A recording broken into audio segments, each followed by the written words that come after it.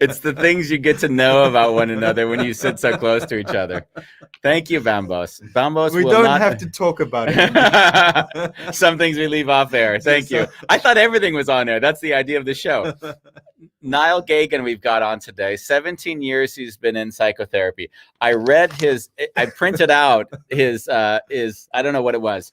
Actually, I went to one website, I printed out his bio, and I could only get through half of it because it had so many terms in it that I would have to go to a dictionary to find them all. And then I went to this next website, which is even more complicated. So in the end, all I know is the reason why we got Niall on and why I am very excited is because he is doing, the word is, I'm going to say correctly, coherence therapy, which is very much aligned with the "and it's fucking great" practice. And I wanted to discuss that with him. And if you don't know what the "and it's fucking great" practice, then you need to read this book. Read that book, and then Andy, where are we going to do all this? We're doing all that. We're going to be with Niall Geoghegan, unlocking the emotional brain. Where are we going to do that at, Bambos? Where are we going to do it, Andy? A wonderful chaos.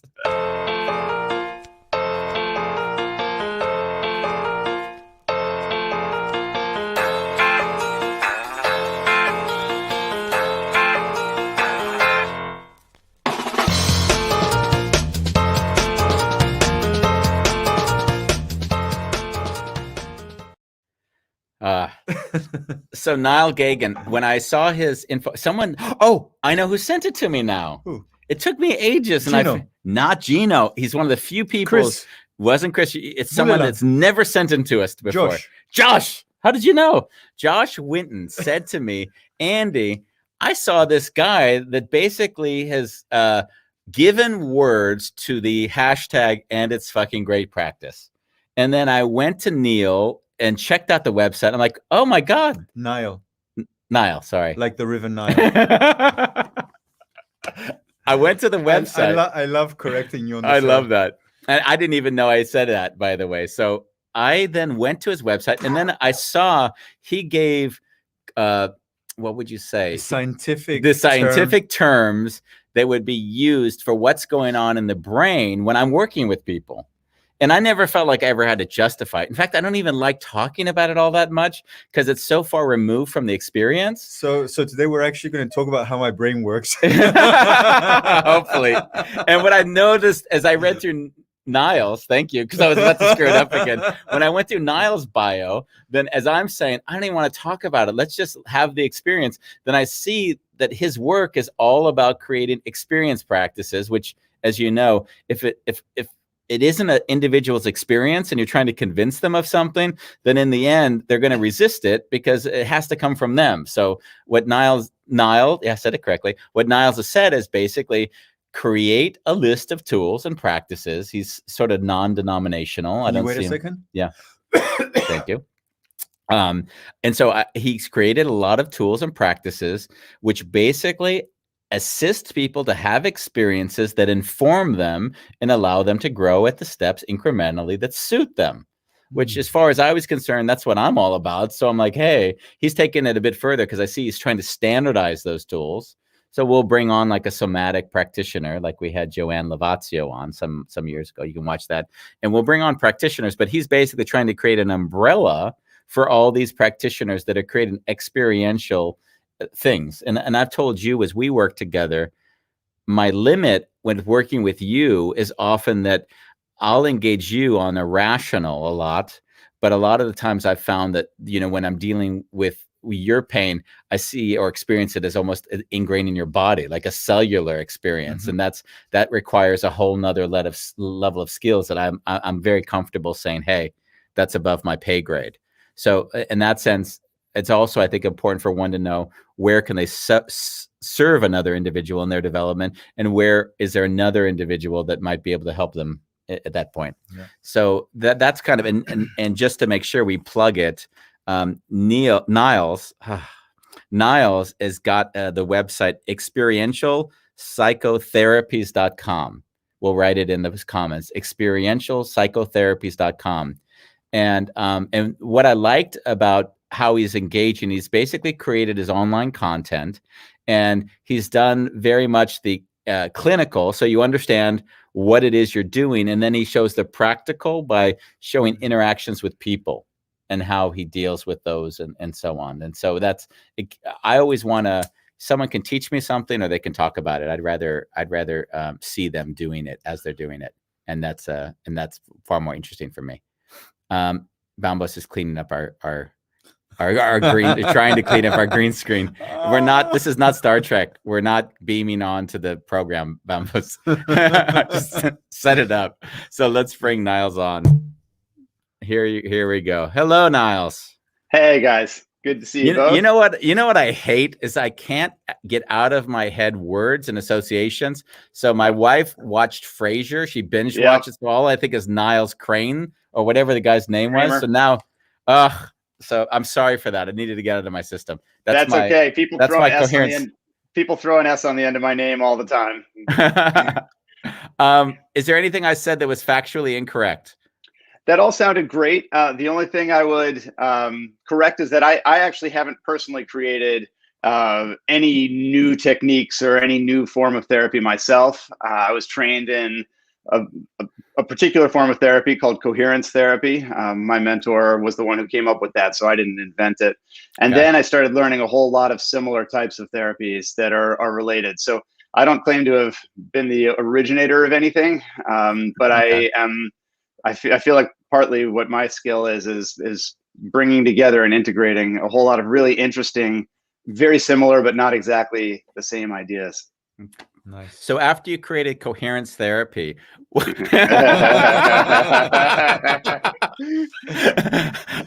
he's fast. He is, thank God. This interview is going to be like. We've had some people that sort of were waiting and very serious, and I was like, oh, now we're in big trouble. I had the impression from looking at how you took Coherence Therapy that actually the people who created it weren't able, as well as I see you having had done it, of bringing it to the market, making it more accessible. Would that be fair to say? Interesting. Well, no, I wouldn't necessarily say that. So my mentor's name is Bruce Ecker, and he's written 2 phenomenal books. One of which is Unlocking the Emotional Brain, which you sort of picked up as the title for this podcast. So he's certainly done an amazing job of getting the word out there and getting the ideas out there. It just happened, I think maybe partly what you saw was a video series that I did, which is an introduction to Coherence Therapy. Which I put on YouTube years ago. I actually never meant to be bringing it to the masses. I was leading a workshop in Australia, and I just wanted the 35 people at the workshop to have the basics. So I could go into more intermediate level stuff. We created this video, and then once we put it up there, it just took on a life of its own. So, you know, sometimes things happen in funny ways, but it really made me realize how powerful videos and YouTube are as a medium for communicating some of these really important ideas. Now, is your mentor still alive? Oh yeah. Bruce is still alive. He's going strong. He's still in practice. He's in New York City now, and still working on all kinds of facets of both coherence therapy and this broader neuropsych concept of memory reconsolidation.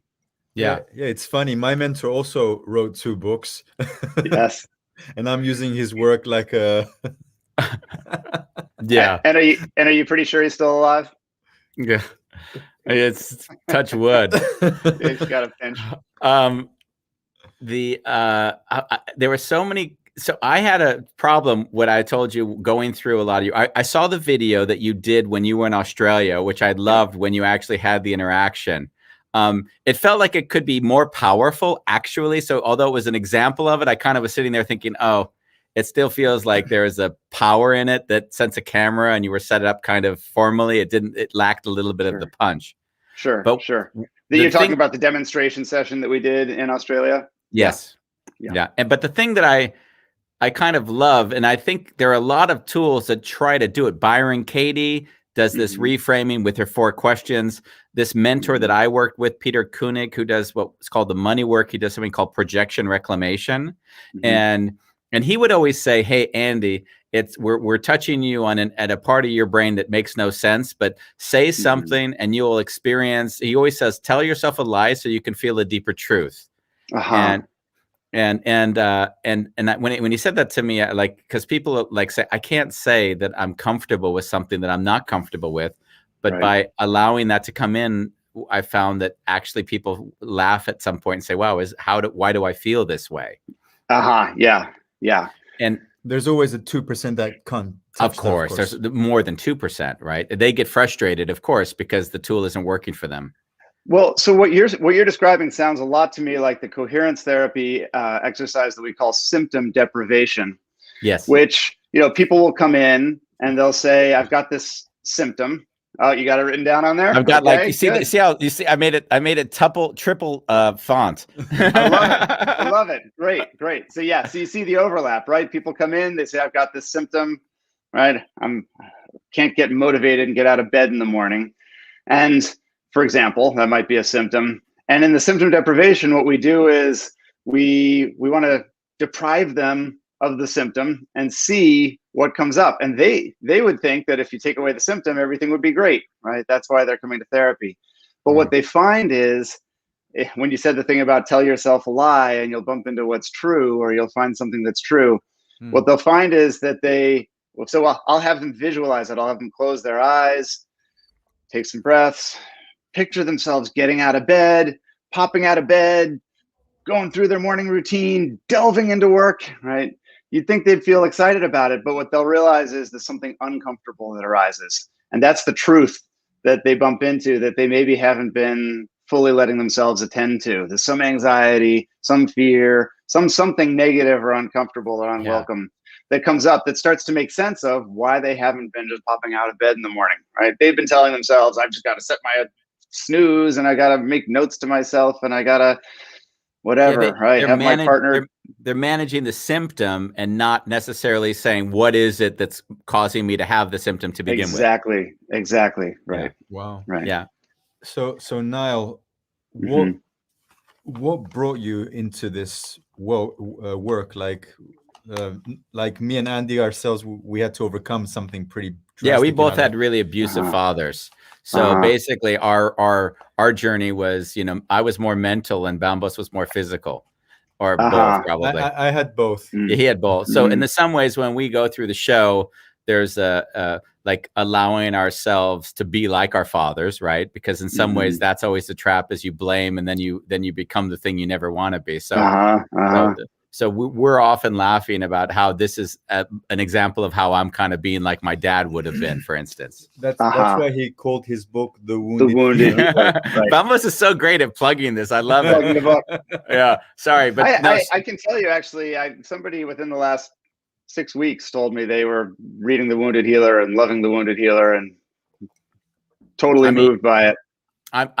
I'd love to think that it was my wounded healer, but there's about 50 wounded healers out there. So it could have been mine. It could have been Henry. But let's get away from Andy's book. Yes, let's do that. Yeah. So what was the thing you had to overcome, if anything? Yeah. Like, I don't want to assume that would be the case, by the way. I'll tell you what, I'm somewhat of an unusual example, because there are many therapists get into therapy because they had some significant wounding or trauma of different types, different levels. I didn't really have that in my history. If anything, actually, I come from a family that would never think about psychology or therapy as like nobody in my family would go to a therapist, right? Or think that they'd want to do that, or so it was not anything that I ever had on my mind. I wasn't like I had a great experience with a therapist when I was 18 and they changed my life and I wanted to. I didn't have that experience. If anything, I was shocked at about 27 when I came on this. It was an epiphany one day. I want to get into psychology, but it wasn't for me. Funny enough, it wasn't about helping people. I actually remember even thinking in that moment, we can't actually help people, but I can learn what makes people tick. I can learn what I just wanted to. You would have thought I would have just gotten into research psychology. Yeah. But I maybe just didn't know enough to think about that. I got into a therapy-oriented program. And it was only once I started discovering some things like coherence therapy and some of these experiential techniques that brought about significant change for people and powerful shifts that I started getting realizing, oh, you can help people, like, Yeah. and I love it, and it's fun, and that's really, it's really important to me to know what makes people tick. But the helping became fascinating for me too. But why is knowing what makes people tick important for you? I've always wondered that. So, okay, I can have two answers. One is, even going way back, I remember watching, I wasn't allowed to watch a whole lot of TV as a kid. My parents just didn't like it. But I'd watch Saturday morning cartoons for an hour, and I'd watch ads.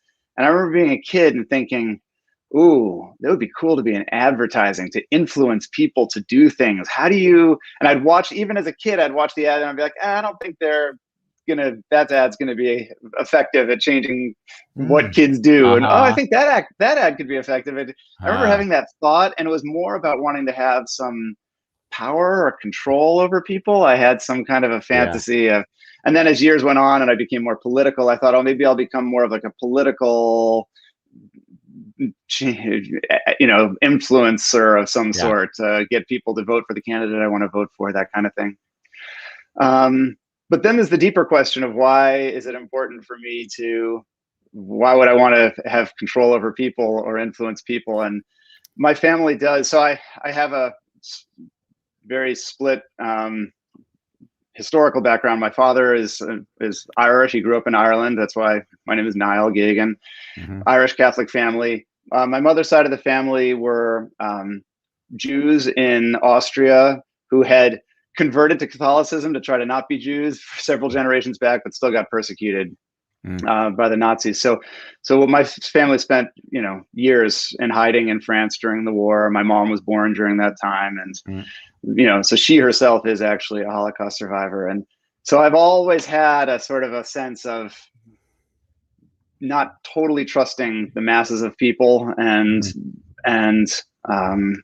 wanted to, keeping my eye on social dynamics, and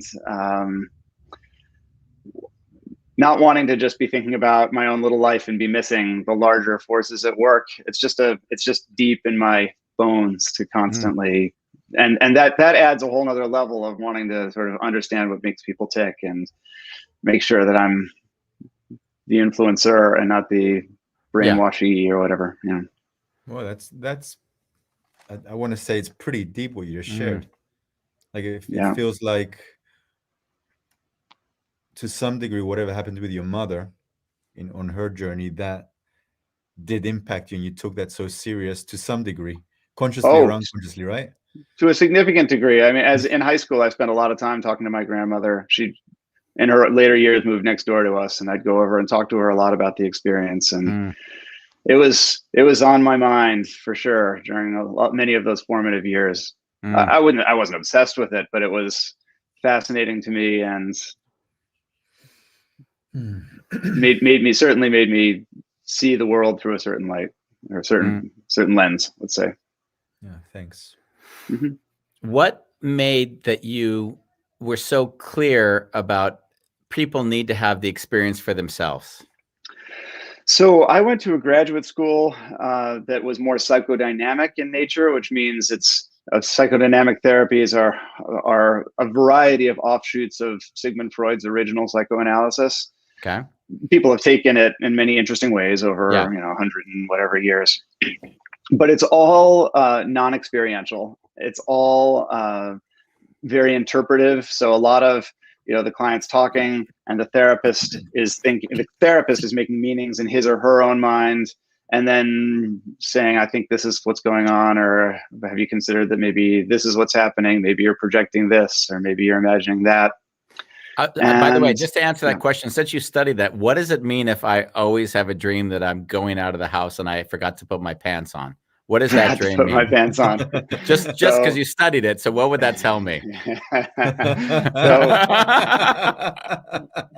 As you can imagine, I remember a friend of mine back in the day had a big book that she had bought at Costco that had all the answers to all those things. Did it really? This means this. Oh yeah, she was deep into that book. And I remember at the time I was like, you can't put it all in a book.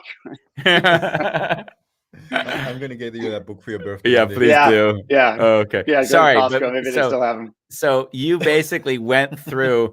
I mean, I could imagine I would have gone crazy there, because in a weird way, it also goes in some funny way, is that if I am making sense of your experience for you, that means we're not staying with your experience. I'm pulling that experience, interpreting it, and then we could call it manipulation or influence, but let's stick with just I'm influencing your interpretation of events, which therefore means it's no longer your interpretation. It's now my interpretation, right? That's how I feel about it. And now as I went along in that program, I started to get, there are schools that take into account more the fact that there are two subjective, many of those therapies do hold that the therapist somehow is holding a more objective view of reality and the client is holding more of a subjective view of reality. And it'll of course help the client if some of my objective view of reality gets transmitted to them, right? Yeah. That's, many therapies do hold that. Then I started getting into like the intersubjective world where they have an idea. They got very clear that, well, no, there are two subjectivities and let's co-create the reality together. That sounded a lot better to me. Yeah. And I love that. I found that really fascinating. But it was all very long and slow. And there was a mantra at my school that said, well, all therapies are about the same in effectiveness. Techniques are all about the same. The only thing that makes a difference is the longer the therapy, the more effective the therapy. That was a mantra that I had heard professor after professor repeat year after year. And you know what that was? It means however inefficient we are, it can last a long time and we can always blame it on the patient. It can last a long time. Well, and there's truth to it. I mean, if you work with somebody for a long time, there's no question that you'll have more results over the years. Clearly, right? Of course. But it just felt frustrating to me. And then right around that time, so my wife is also a therapist. She was in training at that time.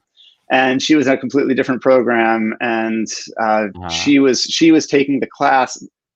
Our mentor, Bruce Ecker, was teaching a class back then at her school, a brief therapy class that basically was what's now called Coherence Therapy. It had a different name back then. It was called Depth-Oriented Brief Therapy back then, but he changed the name. And she just got me fascinated. Once I started reading her book about that, I was like, this is the thing I've been looking for that I haven't been finding in my program. Oh, that's beautiful. I think when I saw the, and I'll use the proper terms, the system deprivation exercises. Symptom deprivation. Symptom deprivation. Yes. What I thought was, what I really enjoyed in it, and obviously, as you could hear, I identified with in my own work, is that I'm always, you and I are different. And there's a big difference is you have a doctor in front of your name and I have he could be anything at any given moment. So you, in some ways, I'm just winging it and I'll come in and say, okay, what's the mommy daddy issue? We got to get to it quick because I've only got an hour with you. And so in some ways, I think I'm half a comic, half doing a stand-up routine and then lovingly allowing them to find space in themselves because I'm not going to push a person, but I'll create a lot of space. Yeah. Andy. Yeah. I love the way you talk about it, but what you do is you hold space. I know, but the way I hold space is through play. Yeah. And in general, what I've seen is as soon as someone has more of a therapist background, there's in general, and I don't know if we can ask, but I've found that people need to have more protocols in place, which formalizes it a bit more. Maybe it's true or not true. I don't know, but that's the thing that I'm. When I say you hold space, though, how I've experienced nothing of you needs the other person to go or be anything. Of course, but that's true. But that was I guess the idea. What I was getting to was that when in this thing, we have a symptom, which you say is the inability to sleep. It's the trouble introducing yourself to people you don't know, difficulty speaking public in group. I have panic attacks when I speak in a group, right? So all of that. So so I guess what I really loved is that how one engages that individual to support them to look what's behind it is its own journey, because it's a talent, right? An individual, each trainer, coach, mentor, whatever, will have their different tools or ability to do that for another person.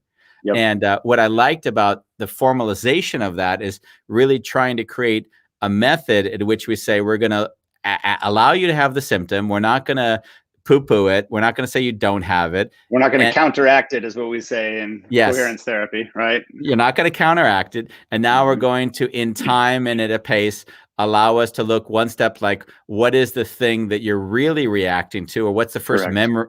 I guess a question I might hear in Coherence Therapy is, what's the first memory you have of that in your life? Something in that direction, I could imagine. Actually, we're more likely than going back to the past. I'm more likely to ask, give me an example of the most recent moment that you're aware that this symptom came up. Okay. So that's the sort of the visible tip of the iceberg is, where I want to start. And often it'll be something very mundane. And then as I have them explore that mindfully, close their eyes or whatever I have them do, say something, maybe I have them get out of their chair and move in a certain way. Maybe I have them picture a certain group of people, right, and interact with them imaginally. Then it starts to surface the deeper levels of what we call implicit knowings or implicit meanings that are usually much more global, not just about this particular incident with my boss or with my girlfriend or whatever, but about, people are this way, the world is this way, or I am this way. Wow. Right. I love the word implicit meanings. Because or implicit knowings, I think, is an even better word. Or either way, implicit, because in a way, I think and it doesn't confuse itself with wisdom or insight. It's just implicit. No, it's just something that now makes more sense than it did before. And there's something beautiful about phrasing it that way. Right. So there are knowings that we just collect, right? I learned 40 words of my Spanish vocabulary, or I learned, 500 Latin words for parts of the human body. Those are very cognitive knowings, prefrontal cortex kind of cognitive knowings. And then there's implicit knowings, which are just the schemas that help us organize our sense of reality. Right? Yeah. The world is safe. Men are dangerous. Yeah. My instincts are wrong, right? I'm defective, right? These are they're organizing principles, but they're so fish in water to us that we don't often even know what our organizing principles are. And in coherence therapy, oftentimes people will say, oh, well, that is how but I didn't really ever know that's how I organize the world. But that is what feels true to me. So they're not usually discovering something brand new. They're getting in touch with something that they've always known, but now they know they've been knowing it. Yeah, that's beautiful. Yeah. And I'd like you were explaining in the writing that I said was more clinical, was in some ways you're talking, and I understood the neural pathways that had associations connected to them. And through these interventions or interruptions, you're actually redefining the neural pathway so the reaction isn't the same, the trigger to the reaction isn't the same as it was before. So the concept of memory reconsolidation, which Bruce Ecker writes a lot about, and is becoming very, very sort of an important sort of central concept in the psychotherapy world right now, is that once you get somebody to fully inhabit or fully identify with and be almost plunged into a particular world of meaning that they have, I can't trust any men ever, right? Because maybe they had some bad interactions with male figures growing up, and so they formed this schema that men are inherently unsafe, right? Or can't be trusted. And you get them totally deeply into that, right? And then a sense, of course, that might even lead to a deeper sense of, and therefore I am not safe anywhere, right? And I can't count on anyone. You get them deeply, deeply into that. And these meanings at that unconscious level feel very global and all-encompassing. And then while they're in it, if you can draw their attention to some bit of data that doesn't fit this supposedly global schema, that has them, in that moment, there's a very surprising moment for them. It can be an epiphany moment that, wait, this part of me says that no men are trustable, but this man is deeply trustable, right? As an example, right? It can really, in that moment, sort of shatter the global meaning, and it opens up a window. Different researchers talk about this window being 2 hours, 4 hours, 6 hours, where the neural networks that were holding that whole world of meaning together become a little looser or opened up. And during that time, there's the possibility that if they're supplanted with a new meaning, a new knowing, that they can rewire in a completely new way. And people will often say, once they've had that kind of transformation experience, they'll say, yeah, this one thing always felt completely true for me, but now I'm noticing as I move through the world, it doesn't feel true anymore. And I'm freer as a result. Two things I'd love to discuss is that as you speak, I mean, I'm not a practitioner of Byron Katie, but I always see her 4 questions, and one of those questions is, can you be 100% sure that this is true? Or it's one of those sort of, and and as I hear that in my head, I'm thinking, oh, that's kind of the coherence version of there's good men out there as well. So she is calling on the person she's working with to pull up their own disconfirming information in their own mind. And she's a very powerful force. She's a powerful figure, right? And so she has her asking that question just activates that in the mind of the person she's working with. Nice. And I also see it was very funny because as I mentioned that, you know, my dad was quite abusive when I was being raised. So we didn't talk for 10 years. It was kind of that sort of thrown out, we're out, you're dead, that kind of thing. And what happened was, I remember, and I was thinking about it in the context of what you just said, is that at some point I'm sitting there with my mentor at that time, and then he says to me, "Why did your dad throw you out?" And and I sat and I said, and then I had this, and I allowed it to sit. I didn't react like I would have, because I hated my dad at that point. And I said, "Oh, because he loved me." And then I cried. And what hit me is that, as you spoke, it was true for me from that moment forward. The neural pathway of him throwing me out and he's a jerk, which I lived with for 20 years, shifted because all of the him throwing out because he loved me and he was scared that I might go and do terrible things to myself. And it was interesting because then later on, and I even write a chapter in the book, when someone says, "Did you forgive your father?" I'm like, forgiving my father would imply that I was still living the first neural pathway. The first neural pathway. Yeah. So I was like, I can't explain it to you, but I actually didn't forgive my father. I actually forgave myself, the second neural pathway, for not being able to see my father. Yeah. Right. So forgiving became not really the issue anymore. That became moot. Right? Yeah, but it's hard for people when they live in the land of, well, I'm being persecuted by an individual, so I've got to make peace with it. And they're living in this paradigm of I need to make peace with them, which is basically what you would suggest is that trying to deal with the symptoms still. Yes. Right. Yeah. Right. And there may be some people for whom the solution or the resolution is going to come in the form it came for you. And there's other people where their father really did was it just a terrible bad guy and did horrible things, right? They're not going to have a realization that's different. But then we're working on, inevitably, there's all the meanings and the knowings about the self. Yeah. The adult them just knows dad was a bad guy. The kid them didn't know that so clearly, right? The kid them could only make sense of, there must be something wrong with me, right? There must be something. So oftentimes we're working there, but the resolution of these things is different for different clients. Well, is there? Oh, sorry. Go ahead. Niall, do you ever implement this work with couples? Oh, absolutely. It's fun with couples. It's fun with couples because what's amazing about couples is I'm in my office right now. I haven't been able to see clients in person for a better part of a year for COVID reasons.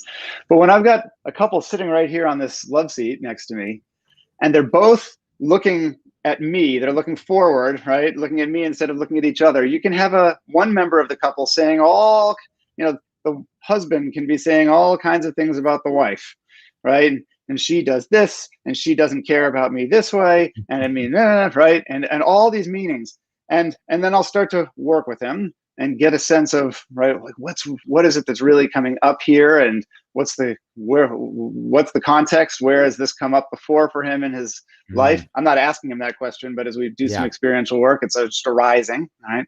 And then he becomes aware, like, she's just like my dad, right, who was critical all the time, right?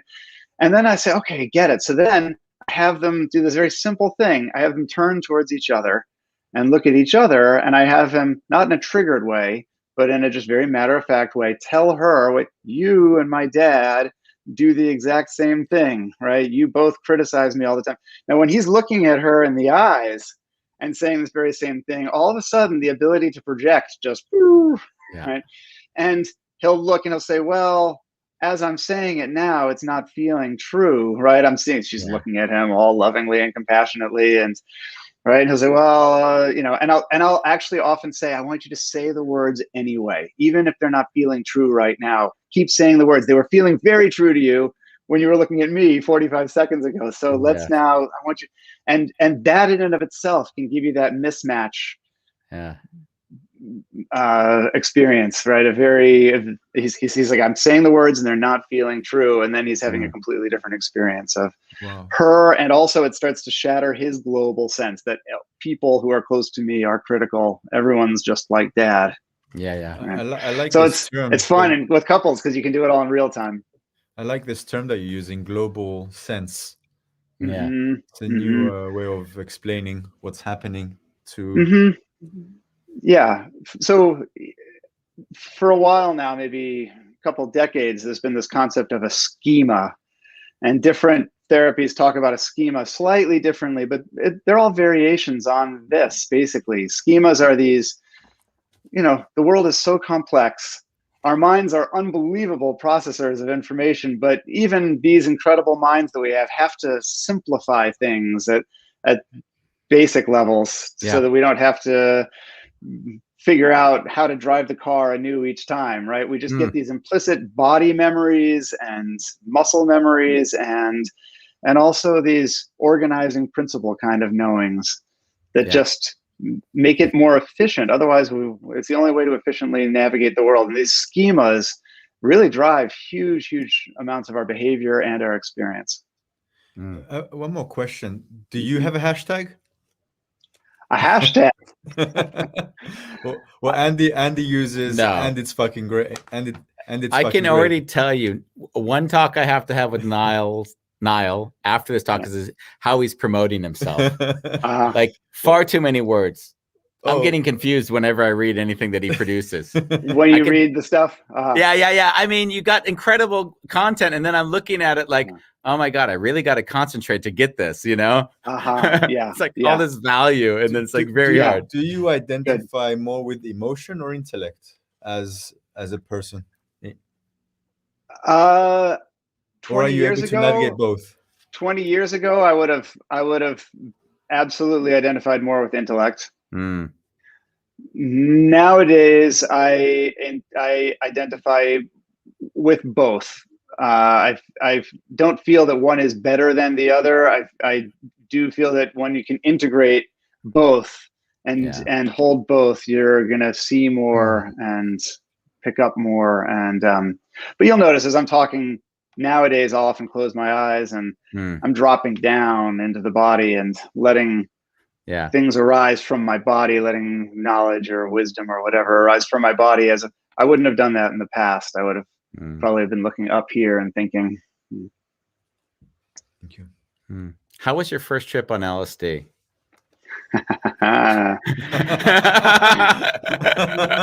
You know what makes me ask?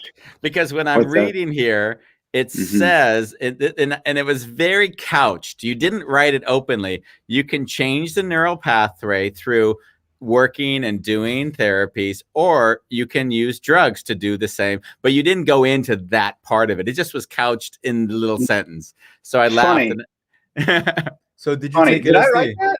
About drugs? It's written here. I don't know if I underlined it twice, but it's about experiential therapies and how they work, but there's also the therapies, which are experiences, but there's also drugs as an experience. So I'll tell you, it's funny. I did a different podcast interview a couple of weeks ago, and somebody asked me this question about, because there's a huge movement right now in the therapy world, significant movement to use a variety of psychotropics. Yeah, I know. Right, to open up these, and people are trying to bring these two concepts together. How do we use the psychotropics to actually facilitate the memory reconsolidation experience? And what, by the way, just taking that one step further, I'm being reached out to people to ask if I can support them because it's being legalized, Yes. and the therapists need to standardize it. So I've actually, I'm starting to get pulled into how do we standardize the integration of that experience? Yes. Right. And you've just put your fingers on the key word there. I think the integration of the experience is the key piece.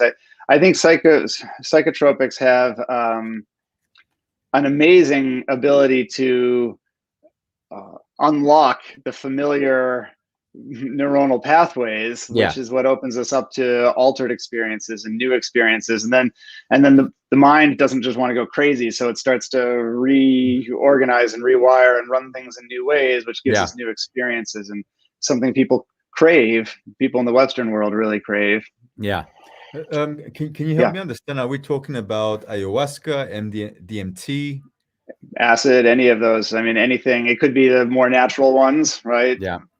And toad and the various things people are using, or it could be artificial things like MDMA and LSD and etc. Right? It becomes tricky. It becomes tricky to how do we then, a key piece of a coherence therapy is that we're doing this discovery work to find out what are the implicit meanings and knowings and schemas.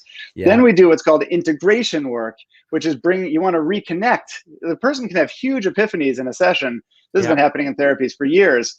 People have huge epiphanies, and then they walk out the door and back into the slipstream of normal daily consciousness, and then they just forget all about it, right? And a week later they come back. What did we talk about last week? Right? The therapist is all excited to follow up on the breakthrough, and they're like, yeah, what happened last session? Right? That's a classic thing. I've seen so many new trainers go into the world believing that their superpower is to break people. Like, I'm going to break them. And if they have a emotional experience, that's what they need to have, without considering that the integration part of it is what allows them to do the sense making, to actually grow, to do the sense making and to actually grow. Exactly. So in coherence therapy, we have a very standardized procedure for that, which is at the end of a session, whatever the emotional truth is that's arisen, we call them emotional truths. Whatever it is, the most important emotional truth that's arisen in the session, I write it down and I print it out and I put it on an index card and I hand it to the person, or if I'm working with someone remotely, I email it to them. And I have them read it every day. I want them to stay in touch with, and the emotional truth will be one of these global meanings, right? I can't trust anybody to support me. Nobody ever has and nobody ever will, right? And notice at what moments it feels true or doesn't feel true for them, right? Or if they have a social, a phobia of speaking in public, I want them to be reading, and before they get up and talk in front of their group at work, I want them to be aware of the fact that this thing that they've discovered, like, oh, you know what Dad knows about me, which is, right, that I'm whatever, pathetic and impulsive, and you're gonna see. But I've been masking, I've been hiding it, but you're gonna see it now. You're gonna have a window into my soul and see it. That's the thing that's been making them anxious, but they didn't know, right? Yeah. So I want them to, and as they integrate that, that's where a lot of shift and change happens. They'll say, oh, at first I was reading that card and it felt true, but then after a couple of times I realized that's not true, right? That can be one of these spontaneous mismatch moments. So to get back to your question about drugs and substances, look at the tricky thing. I know, look at that smile. In fact, I want you to know something. I asked to have fun, and I pulled back quickly because I didn't want to put you in a bad situation. But look at you, you smiled with such a Cheshire cat smile that it was just too fun to see you. I love talking about all this stuff. I think it's all so fun. I get really excited about it all. You got excited as much as the couples exactly. part. Oh yeah. Like couples, drugs, right? It's all fun. Right? Yeah. The tricky thing on with substances is that you can blow people open, they can have huge epiphanies, but can you then integrate it into their daily experience? That's the tricky part that I think people are going to have to work out.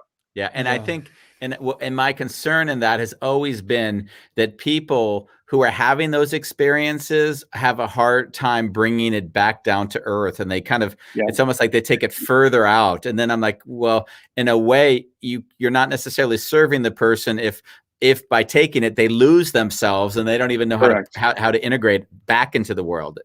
Correct. They would argue, some of them, that's a good thing, right? Because they're saying now but that's another show.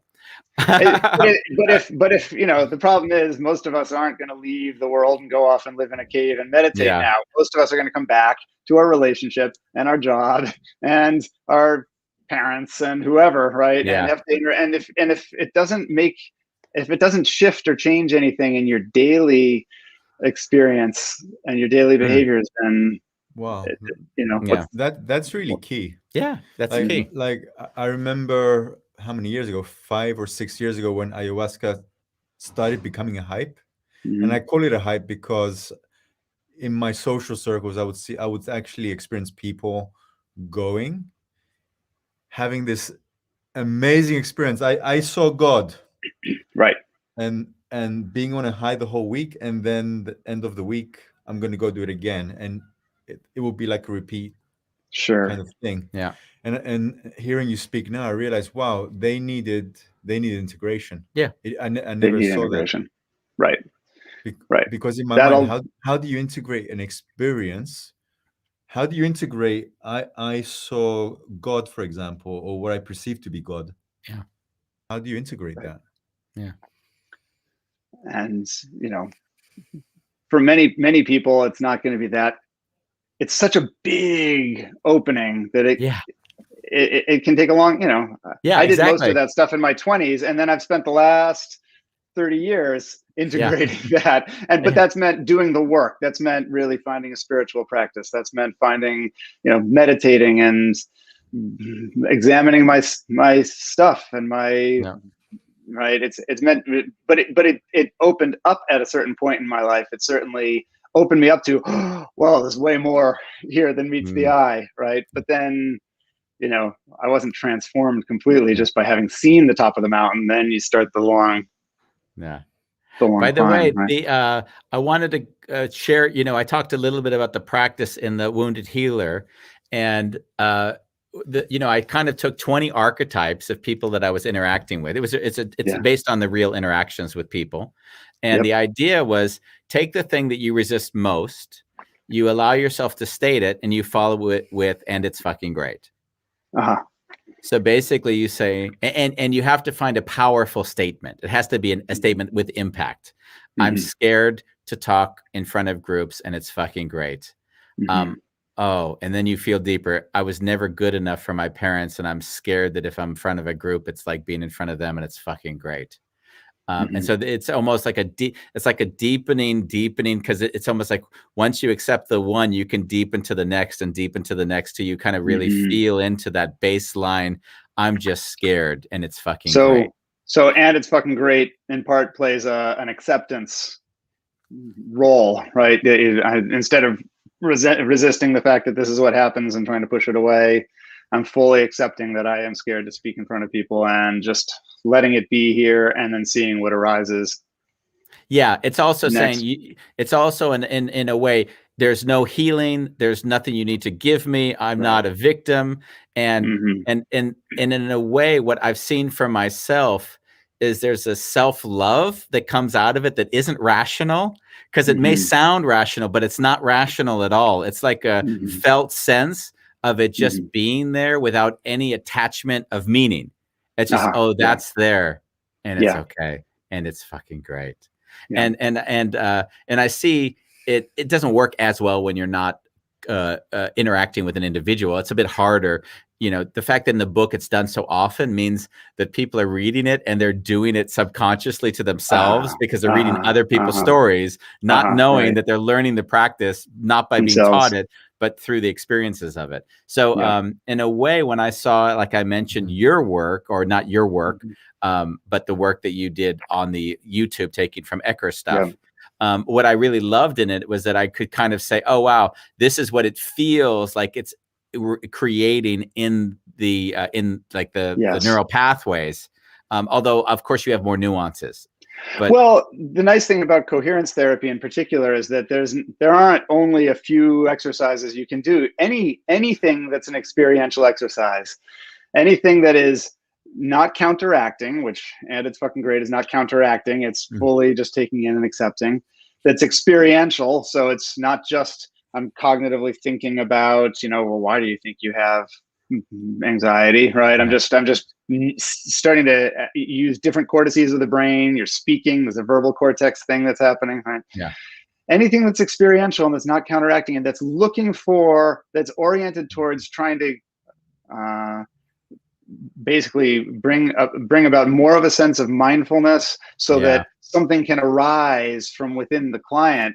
So right, they're not thinking, oh, I wonder what's this connected to. That just arises, like, oh, I just had an image of growing up, or oh, I just had a memory. These things, anything that's experiential in that way can be incorporated. Yeah, that's beautiful. I think an interesting, in going to the practice, it works better when an individual, it actually probably only works, let's put it that way, when the individual treats it as the experience and not as a cognitive exercise. Correct. And it's very hard for some individuals not to treat it as a cognitive exercise.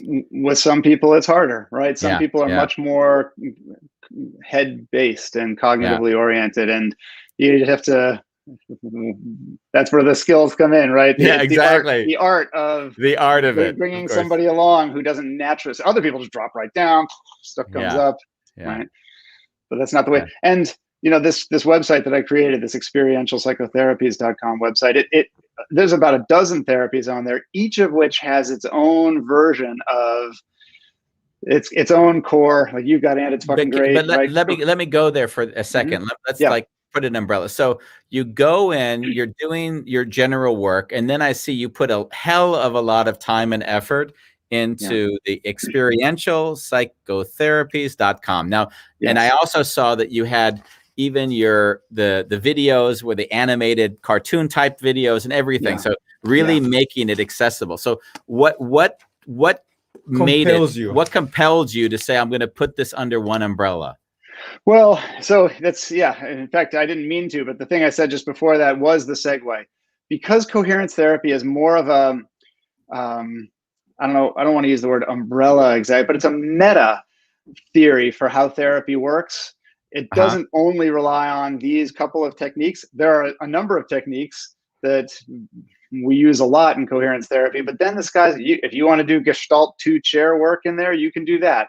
If you want to do imaginal interaction, you can do that, right? If there are all kinds of different techniques you can bring in.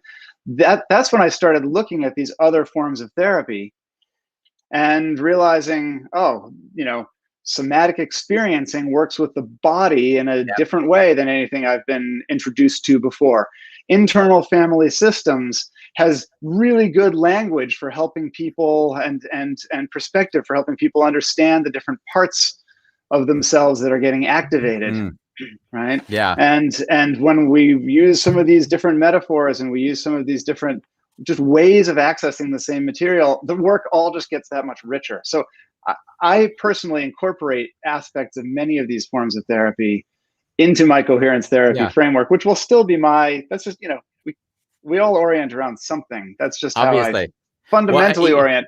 But bringing in bits and pieces of these other things just have added immeasurably to my work. And that's what made me want to help other practitioners do the same thing. And is that your journey is no different than my journey. So in a way that, like, all I've seen is, okay, so the toolkit, you're going to hit the limit of any single tool with an individual that has a different way of processing and needing to deal with a healing. So what I've learned in the humility, which I love, is that as the practitioner who thinks they've got all the answers, that's just the most dangerous person to be with, is that and on this show, we'll bring on a lot of different practitioners that have a lot of different skill sets as well. But what I've begun to see is that things like, I always said there was like a head awakening that happened for me a little bit earlier.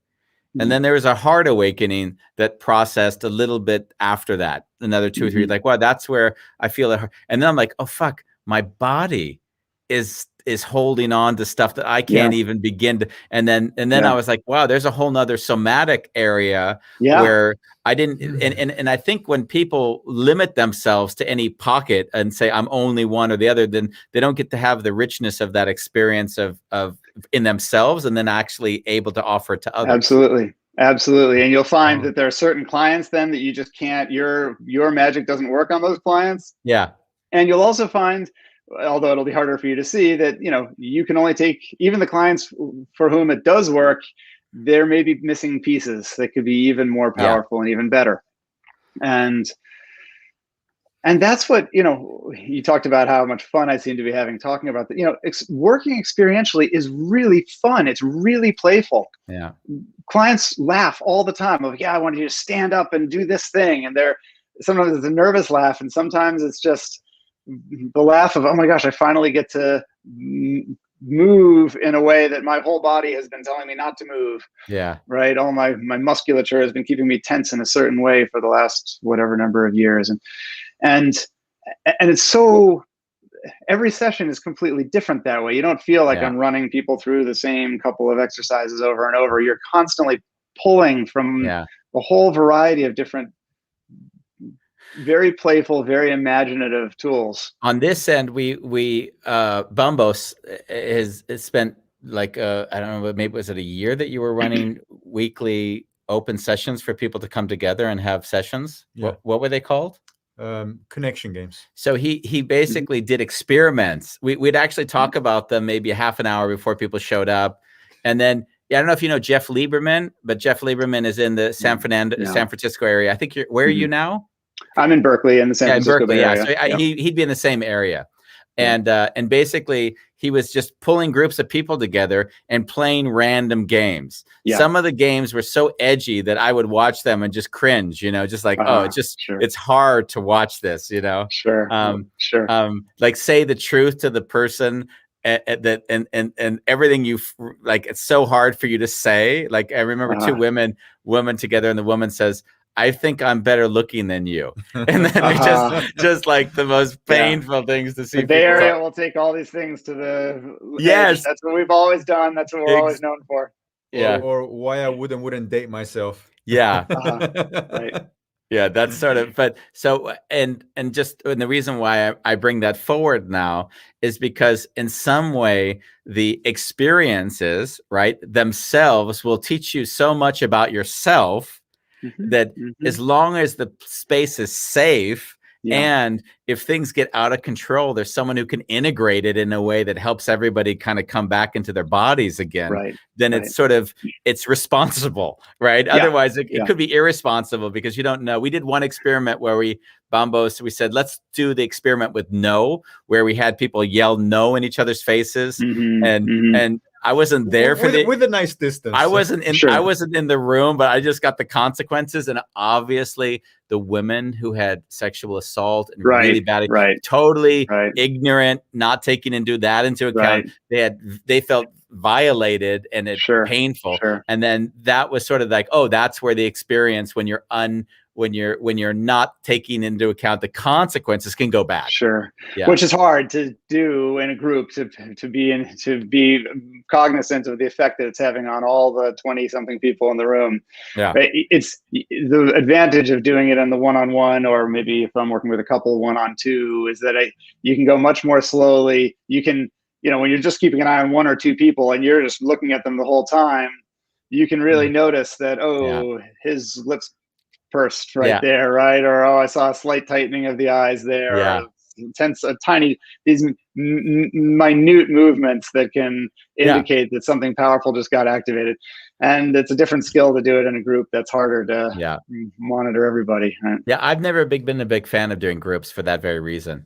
I love it. And Bambos loves it because he can go in and then only afterwards realize, oh shit, that went really bad. I want let's slow that down. Because, Because I don't want to leave it like that, because it gives the impression that I created something and just left everyone. No, I'm saying this. I was speaking more for I like that you've touched it. I'm speaking more for myself. Yeah. I am so anxious because I feel so responsible for what's going on in that group that if it leaves that session, then I feel like I got to call up that person. I got to make sure they get grounded, that they can integrate. Like I really take a lot of load when I take on a group. And it's not good for me because it's not my load, but I feel like, hey, if I'm the one that created the container and that's the repercussion of this container, then I'm fully taking, and I'm like, I just don't need that. I can deal with the one or two. And so other people, which I speak to you, are more comfortable taking that on. Personality type is able to handle that. No problem. Right? Yeah. It's a different, so does that connect more with, okay, good. That's what I wanted to say regardless. So okay, good. Taking full responsibility now. like just hearing you speak about them though, like I do miss it, and we were doing it online, and I was really surprised how much we can do online. But looking at a screen for 3 hours, 3 days a week, yeah, it just made my eyes hurt. It's a lot. It's a lot, and it's hard with a group online because you can't have the experience quite in the same way of looking into each other's eyes, which is often a big provocative part of those games, right? There's a lot definitely. Of direct one-on-one, but you know, some things translate. I want to go back, if I may, to experientialpsychotherapies.com. Yes, and there's a hyphen in the middle there. There's a hyphen in the middle. Yes. Sorry. Yeah. Okay, we made a mistake. We didn't put the hyphen in the middle.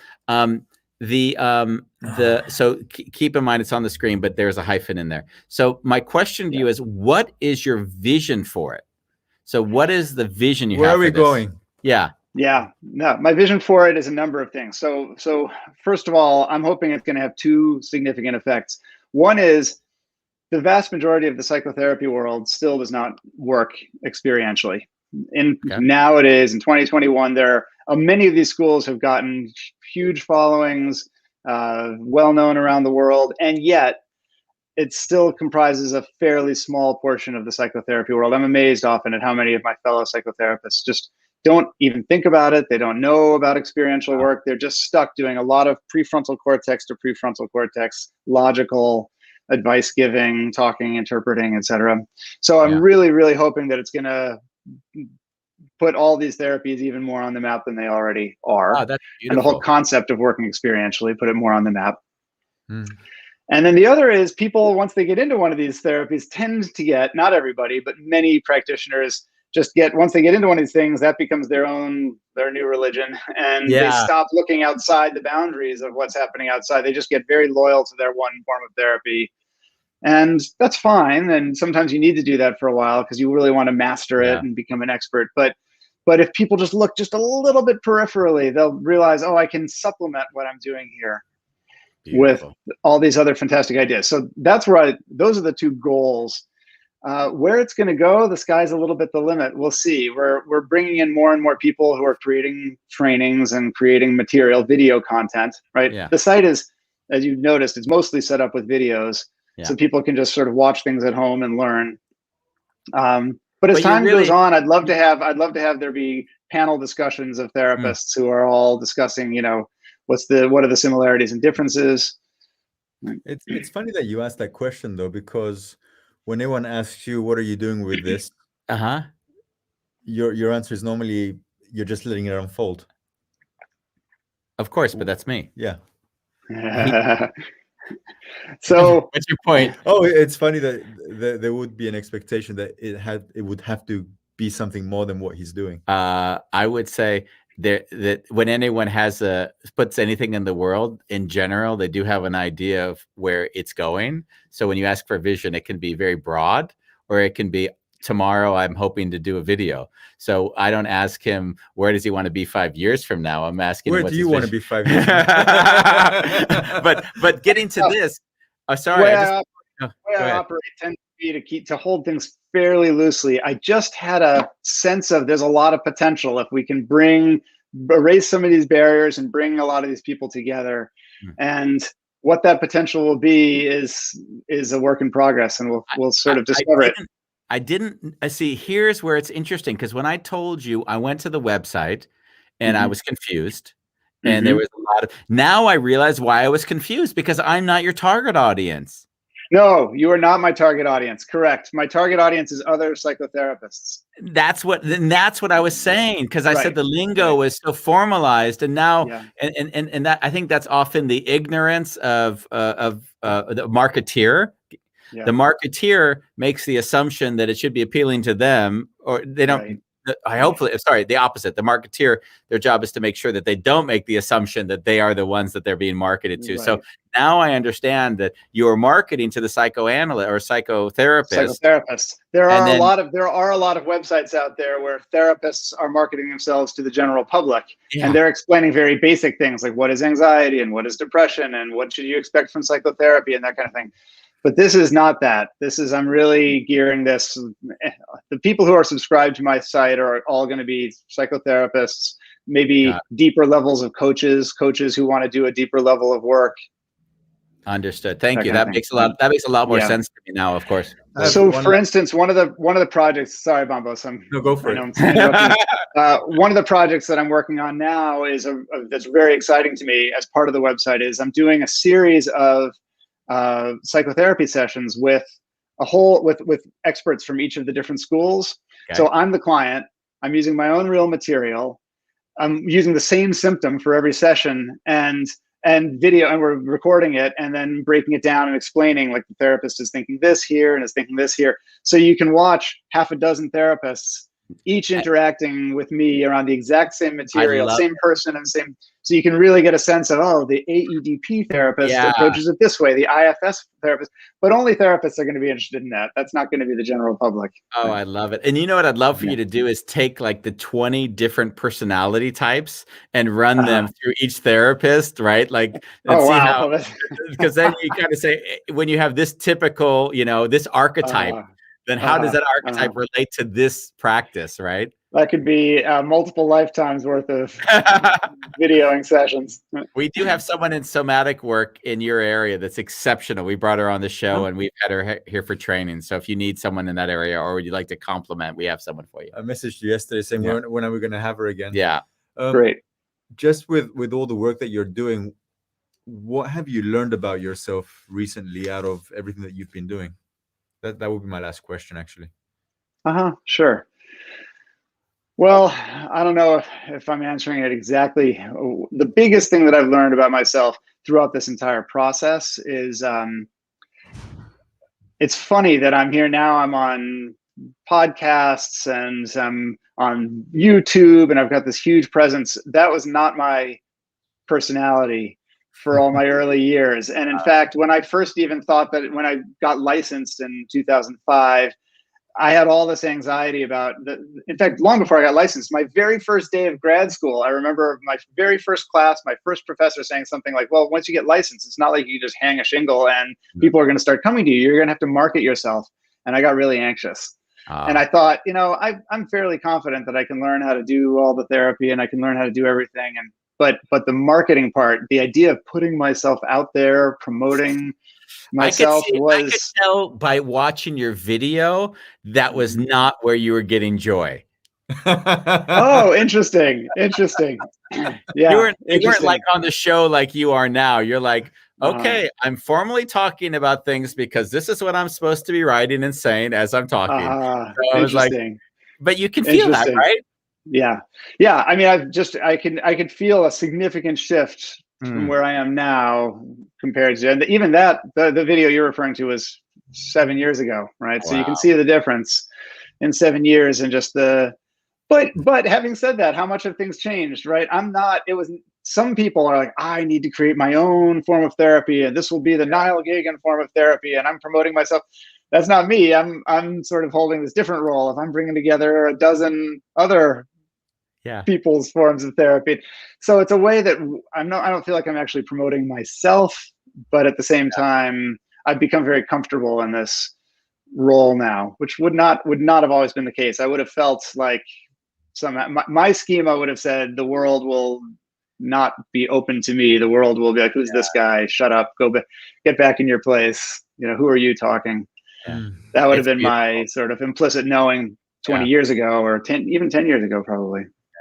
Well, I mean, what it speaks to your humility to say, there's things and people will benefit from it. Who am I to judge that I'm going to come up with the best? If I allow it to evolve, I'll discover a lot more. And I think that's just a beautiful way to live. So thank you. Yeah. Yeah, it's been great having you. Yeah, really great having you. It's been a lot of fun. Thank you for bearing with our poor humor. And I have really gained a lot from your discovery of coherence therapy. So I will make sure that everyone knows that it came from you. Perfect. But if there's one take-home message for everybody who's watching, that's what I want to do. It's Bruce Ecker. For anyone who may want to read his book. Thank you. What were you going to say, Bambos? There's a hyphen. Yes. In between experiential and psychotherapies, right? Yes. Not a correct. So it's experiential hyphen psychotherapies plural.com. Beautiful. Thank you. We'll correct it. Very grateful that you came on. Yeah. Thanks for your time. I appreciate it. Thanks so much, guys. So Enjoy your weekend. Yeah. And I think All we'll right, just, you too. sometimes we talk about the show, but I think we'll just end it right now. And we'll just say thank you for joining us on A wonderful Chaos. Bye.